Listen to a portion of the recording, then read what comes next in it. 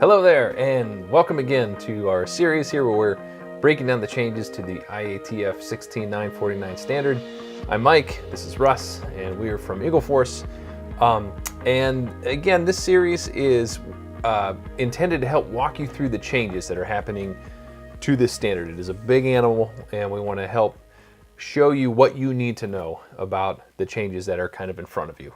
In our last episode, we talked about the timeline for upgrading to IATF and the requirements for that process. Yeah, and it is quite a process, and it's really complicated by the size of the change of going from TS to IATF, which I think you're going to see is pretty enormous. Yeah, and there are significant additions and changes to both the ISO 9001 portion of it as well as the IATF requirements. Right, and because it's so big, the registrars are requiring a documentation implementation effectiveness review before they even come to do the upgrade audit. Yes, and when you say the documentation, the QMS documentation, you're referring to the quality manual, the procedures, et cetera, et cetera. That's correct. Yep. And if you missed the last two episodes, definitely go check them out. We kind of break that down in depth. But one of the things that's going to be interesting is that you're going to have to send documentation showing that the QMS is actually implemented and effective in conforming to IATF 16949 before the upgrade audit. Yeah, we did talk about that at depth last episode, but I want to bring up just a little portion of what we talked about in the previous one because it ties right in with what we're going to go into today. So let's take a look at exactly what the IATF says about that here. And again, this comes from their website. They put out a communication fairly regularly on that site. But in this one, it's from June of last year, and it's called the Transition Strategy of ISO TS 16949 to IATF 16949. So here it says, an offsite documentation review shall be conducted prior to the transition audit.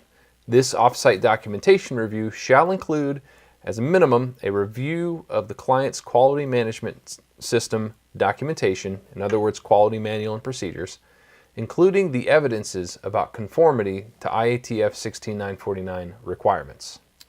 So we talked about this on the last episode, but let's for a moment focus on the last clause in that statement. This off-site documentation review shall include, as a minimum, a review of the client's quality management system documentations, in other words, quality manual and procedures, including the evidences about conformity to the IATF 16949 requirements.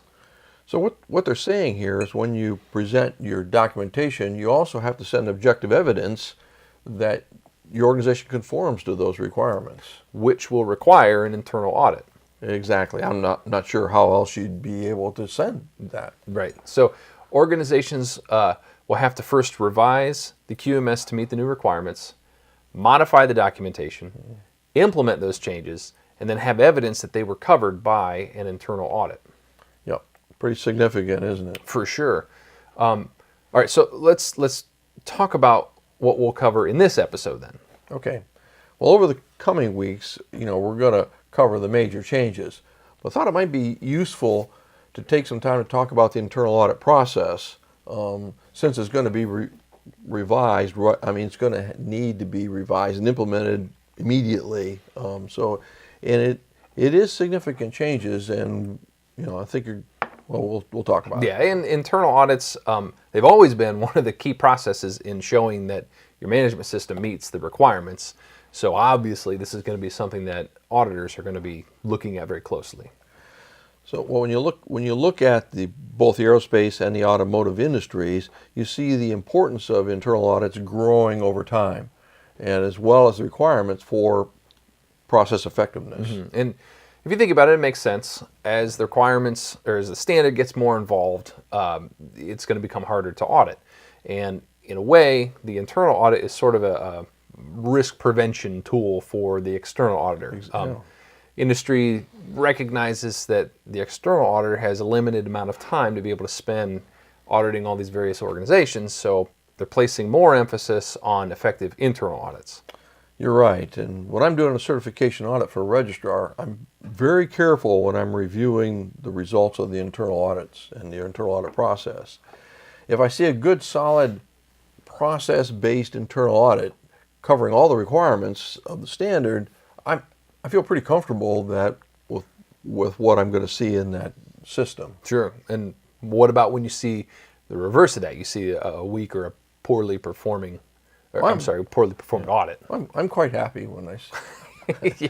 No, then my audit antenna go up, and I'm pretty concerned that the system may have some significant issues. Yes, it's interesting to see how organizations who have a weak internal audit program, they invariably have a weak system kind of overall. Right, and it's no accident that there's a direct correlation between this.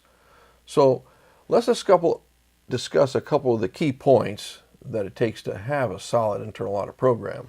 First, we need to stress that not all internal programs are the same, and it really does depend on the maturity of your management system. Right. So absolutely, if you're developing a brand new system, for example, you're focusing on developing the processes and methods by which your system's going to operate. So you're capturing those, I would assume, in some sort of documentation and adjusting them to work effectively. Yeah, we always say you're never going to create or roll out a system 100% perfect the first time. Right, and I've been doing this for 30 years, and I'd like to say I always get this 100%. Okay, I'm lying.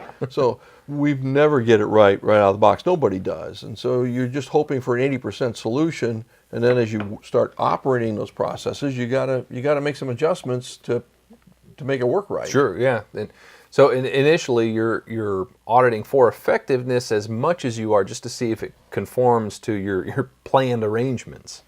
Nice, sound like the IATF standard. Ugh. Wash my mouth out with soap.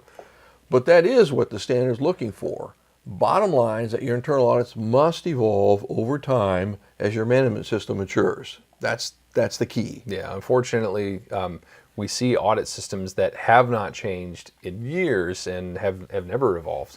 In fact, mostly we see that, and it's always a big problem. And you can't afford to have that situation in IATF 16949. Yes. All right. So what we want to do now, we want to show what that evolution of that as your QMS matures, we want to show what that looks like, how your auditing should evolve over time. So here we have up on the screen our, every quality management system, really, it's a combination of three things. It's the way it's designed or organized, which is hopefully captured in some sort of documentation. You have the implementation of that system and how the developed and implemented system works. Right. And do you like this graph? I'd like to say I drew it myself, but my partner, Bill Hauser, did this. But anyway, so let's take a look at how we might audit a brand new immature system. I don't mean that negatively, but a brand new system is being implemented. A system in its infancy. Yeah. Just I was about to say that. So notice that the primary emphasis is on ensuring that the documentation meets the minimum requirements of the standard in practice and in principle. There's a much lower emphasis on whether you actually implemented the system or that it's being effective, but you're looking at is what we're rolling out does it meet the requirements of the standard? There is value, of course, in starting the audits at this point. Oh, absolutely. Among other things, you're going to know that you're getting this thing as close to right out of the box as you can. But as the management system begins to be rolled out and begins to mature, the audit focus must change. Right. So now we already know the documentation meets the standard, having already audited. Right. But our focus is on implementation and effectiveness, but primarily on implementation. Right. In this phase of audit maturity, we typically see check sheets or that just check the box, or sometimes we see organizations just auditing the procedure. And again, if you noticed on the graph there, the emphasis is what we developed, is it actually being done? And that's that stage of the audit maturity and evolution, and that's appropriate for that stage. Using that procedure and auditing, just that, I mean, it really does focus on the fact that you're focusing on implementation, less emphasis on effectiveness. Right. And while this can raise a few eyebrows from your registrar, it's certainly understandable for a brand new system. The issue is that many organizations never evolve from this methodology. They're constantly stuck with auditing primarily implementation. And so how many times do you have to audit a process to know that it's implemented or it's documented? Yeah. So the audit at this point, the audit must be evolving with the maturity of the management system. Which brings us to this right here. This is a mature system, and which would be the vast majority of organizations. This here is where your audit focus should be. And notice now that the emphasis is on effectiveness. Are the processes working? Are you meeting your KPIs? You've already audited the documentation implementation. Now your main focus is effectiveness. Notice, though, that you still need some focus of attention on documentation implementation. Why would that be? Well, among other reasons, processes themselves are changing along with the documentation. Again, it's that 80% thing. Exactly. And now it's going to be maybe even somewhat less than that, because you're just going to go through a major changes in your entire QMS to go from TS to IATF 16949. Yes.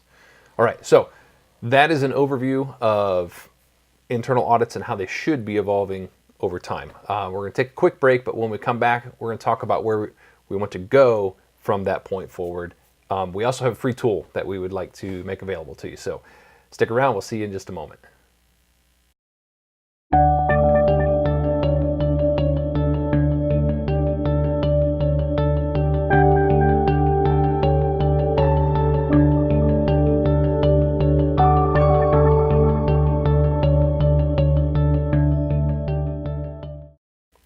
Okay, so where do we go with these internal audits? Well, we want to go over exactly what's changing in internal audit requirements and what the auditors are expecting to see. But we also want to invite, if you need some help with this, we can give you some examples of a process-based check sheets, those kind of things that will help you. And as Mike said, he's going to talk about a free tool that we have for you here in a little bit. So. Yes, so that should be interesting. We'll be covering that, especially in next episode. We're going to break this down into some pretty good detail, and I think it's really interesting the way this whole thing kind of shapes up. But the free tool that we have available for you it is a download that shows Eagle Force's approach to internal auditing. It's a pretty neat tool. I think you're going to find it pretty helpful. Actually, a lot of the illustrations that we saw today, they come straight from that. So this is that in its entirety. If you would like that, we will try to have a link in the description down below. Check that out, click that link, and it'll take you to our website, and you'll be able to download it straight from there. So if you give us $10,000, we'll give you this free tool. Is that what we're saying? No. Ignore him. That's it for today's episode. Thank you for tuning in again. As always, we welcome your participation. We would love to hear from you. If you have questions, comments, forget the compliments on his end. I know he's wondering about that.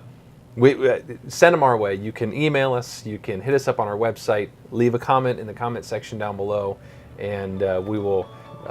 if you got questions, make them easy ones. No. Thank you for joining us again. Don't forget that free download available to you. Just click that link, and it's yours for the taking. But until then, thanks for watching.